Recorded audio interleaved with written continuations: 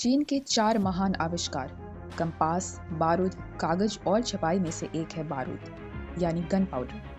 आज बात करेंगे एक ऐसे खोज की जिसने युद्धों, साम्राज्यों और पूरी मानव सभ्यता के विकास को ही पलट कर रख दिया। बारूद की उत्पत्ति लगभग 900 एडी की मानी जाती है, जो एक एल्केमिक प्रैक्टिस के दौरान हुई। शुरू से शुरुआत करते हैं। एल्केमी, जिसे कीमिया अरबी में और भारत में रस विधा कहा जाता है, एक प्राचीन पद्धति थी जो आधुनिक रसायन शास्त्र अर्थात मॉडर्न केमिस्ट्री की पूर्ववर्ती थी। यह कई तरह के रसायनों, धातुओं, औषधियों आदि को जोड़कर प्रयोग करने की एक ऐसी रहस्यमय और प्रभावशाली विधि थी जिसमें काल्पनिक दर्शन, धार्मिक अवधारणाओं और यहाँ तक कि जादू टोना की धारणाओं को भी आपस में जोड़ा जाता था। इसलिए इसके उद्देश्यों में भी ऐसे ऐसे लक्ष्यों को पाने का जिक्र होता था जिनका कहीं कहीं तो आधुनिक और व्यवहारिक सिद्धांत है, जैसे किसी बीमारी का सार्वभौमिक इलाज ढूंढना, लेकिन अक्सर ही इसके उद्देश्य काल्पनिक, जादुई और दार्शनिक सिद्धांतों वाले होते थे, जैसे रूपांतरण की खोज, जो सीसा जैसे कम मूल्यवान धातु को सोने जैसे मूल्यवान वस्तु में बदल सकता है, या फिर पारस पत्थर। नवीं शताब्दी में ऐसे ही एक उद्देश्य के लिए शोध हुआ, वह था जीवन के अमृत की खोज। चीन के उस समय के तांग डायनेस्टी के दौरान ही एल्केमिस्ट इस पर शोध कर रहे थे।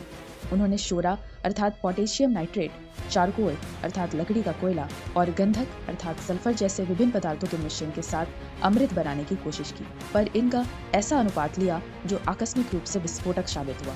यहीं पर खोज हुई एक खतरनाक फॉर्मूले की। तांग राजवंश के समय में हुई इस घटना के कारण ही बारूद या बारूद के जैसा पदार्थ का पहला उल्लेख हमें चीन के ताओवादी ग्रंथों में मिलता है। पहला फॉर्मूला 6 भाग सल्फर, 6 भाग शोरा और 1 भाग बर्थवाट का मिश्रण है, और दूसरे ही पाठ में कई खतरनाक सूत्रों के बारे में चेतावनी दी गई है। वर्णन में कुछ लोग सल्फर, रियलगर यानी आर्सेनिक डाइसल्फाइड और शोरा को शहद के साथ गर्म कर रहे थे। इससे धुआं और लपटें निकली और उनके चेहरे और हाथ को जला दिया, यहाँ तक कि पूरा घर तक जलकर राख हो गया। इस खोज को अग्नि औषधि चीनी में हुओ याबो कहा गया। यह वही नाम है जो गन पाउडर के लिए चीन में अभी तक प्रयोग होता है। आइए समझते हैं यहाँ से लेकर यूरोप के आधुनिक तकनीक के बारूद हथियारों तक का सफर। शुरू में केवल 50% शोरा के साथ यह मिश्रण अत्यधिक ज्वलनशील बनाया जाता था, जो मुख्य रूप से अग्नि बाणों के रूप में उपयोग होता था। प्रारंभिक बारूद केवल ऑक्सीजन के संपर्क में ही जल सकता था और उड़ान के दौरान तीर के चारों ओर की हवा इस अभिक्रिया के लिए काम करती थी। यही कारण है कि बारूद से लैस तीर बारूद हथियारों का परफेक्ट रूप माने जाते थे। इसके बाद आया सोंग डायनेस्टी का समय, जब 969 एडी में एक नए प्रकार के ज्वलनशील बाणों का आविष्कार हुआ, जिसमें प्रोपेलेंट के रूप में गन पाउडर ट्यूब्स यानी बारूद की नलियों का इस्तेमाल किया गया। तब तक शुरुआत हो चुकी थी रॉकेट्स की, जो मुख्य रूप से शाही जश्नों में आतिशबाजी या मनोरंजन का साधन था। शाही दरबार ने बारूद के विकास में गहरी रुचि दिखाई और इसके सैन्य प्रयोग को प्रोत्साहित और प्रसारित भी किया। नए नए डिजाइन बनाने पर राशि तथा पुरस्कार दिए गए। राजधानी कैफंग में बड़े बारूद फैक्ट्रीज लगाए गए। बड़े स्केल के उत्पादन के लिए कारीगर, बढ़ई, चर्मकारों आदि को काम पर रखा गया। साथ ही बारूद संबंधी किसी भी विषय का सीमा पार व्यापार प्रतिबंधित करने का फरमान जारी करते हुए अपनी इस तकनीक को केंद्रीकृत रखने की कोशिश की गई। 1120-26 के दौरान सोंग डायनेस्टी ने अपने कई युद्धों में पहली बार बारूद से बने बर्तन अर्थात बम का भी प्रयोग किया, जिसका आविष्कार 1000 एडी में ही पुरस्कार पाने के लिए हो चुका था। आसपास के अन्य राजवंशों ने भी प्रयोगों के आधार पर इस तकनीक का विकास किया और युद्धों में प्रयोग किया। नए हथियार बने, जैसे अग्निभाला बम, नौसैनिक बम, लोहे के विस्फोटक, हाथ का गोला, जिसे बंदूक का पुरातात्विक नमूना भी माना जाता है। 1232-34 में मंगोलों के आक्रमण से बचने के लिए जिन डायनेस्टी ने बारूद हथियारों का भरपूर उपयोग किया। इन युद्धों में एक थंडर क्रैश बम यानी स्वर्ग को हिला देने वाले बम का साक्ष्य मिलता है, जो फटकर कई लोगों और घोड़ों को एक साथ मार सकता था। एक उन्नत किस्म का अग्निभाला भी विवरण में मिलता है, जो कागज के 16 परतों की नाली का बना होता था। इसे 2 फीट से थोड़ा लंबा बनाया जाता था। इसके अंदर कोयला, लोहे के टुकड़े, चुंबक, सल्फर और शोरा आदि भरकर अंत में एक फ्यूज लगा दिया जाता था। प्रत्येक सैनिक के पास आग जलाने के लिए गर्म अंगारों से भरा एक छोटा लोहे का बर्तन होता था। युद्ध में आग की लपटें भाले के सामने 10 फीट से ज्यादा दूर तक निकलती थीं। मंगोल सैनिक इससे बहुत डरते थे, लेकिन मंगोल साम्राज्य को रोकना लगभग असंभव था। कुछ सफलताओं के बावजूद 1 साल तक टिकने के बाद ही जिन सम्राट भाग गया और सेना ने आत्मसमर्पण कर दिया।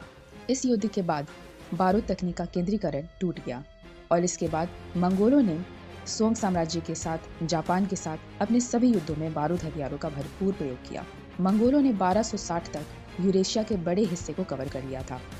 जहां भी उनका विजय अभियान चला, वहीं बारूद हथियारों का प्रचार और प्रसार हुआ।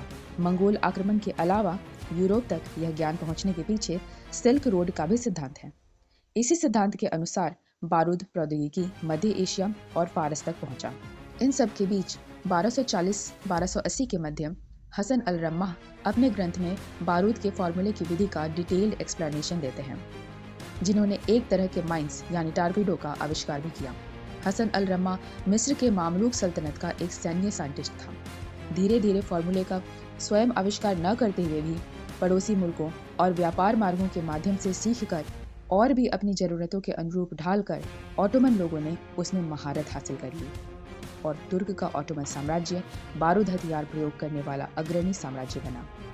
इसके बाद फारस का सफाविद साम्राज्य और फिर मुगल साम्राज्य भी इसी गिनती में आए। इसलिए इन तीनों को इतिहास में नाम दिया गया गन पाउडर एम्पायर्स। मंगोलों और तुर्क विजेता तैमुरलंग के वंशज होने के कारण बाबर को यह तकनीक मिली, जिसका प्रयोग उसने 1526 में पानीपत के युद्ध में किया। इस तरह पहले चरण में बारूद तकनीक भारत पहुंचा। दूसरे चरण में यूरोपियों के साथ आया। यूरोप में इस तकनीक का विकास तेजी से हुआ। जहां चीन को कागज की नली, बांस और लोहे की तोपों, लोहे के बर्तन जैसे बारूद हथियारों को बनाने में सदियों लग गए, यूरोप ने प्राचीन रहस्य से पर्दा हटाकर एक अच्छी तरह से विकसित आधुनिक तकनीक को सामने रख दिया। इसका श्रेय प्रसिद्ध जर्मन एल्केमिस्ट बर्थोल्ड स्वार्ज को जाता है, जिन्होंने 15वीं शताब्दी तक बारूद पर शोध और अनुप्रयोग किया। ऐसी ही रोचक जानकारियों के लिए हमारे चैनल सब्सक्राइब करें और वीडियो को लाइक करना ना भूलें। मिलती हूँ फिर से नई जानकारियों के साथ अगले वीडियो में। तब तक के लिए बाय बाय।